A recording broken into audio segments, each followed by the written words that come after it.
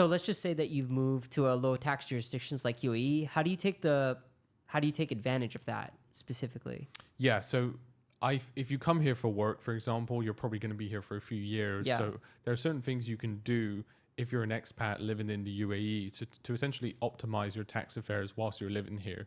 Now, you do have to be very mindful of what the country you're going back to is going to do. So, for example, if you decide to go offshore for a year and sell a bunch of crypto and then go back to the UK, you're probably going to pay tax when you return to the UK. So you need to be very aware of the return regulation once Exactly. you come back. I Questions that you get quite often is how do you invest in the US without any US tax issues? Yeah, it's a really good question because essentially there are so many different ways to invest in the US, and you might want to invest in the US for many different reasons: US dollar exposure as a hedge. Also, just it's a really strong growth economy.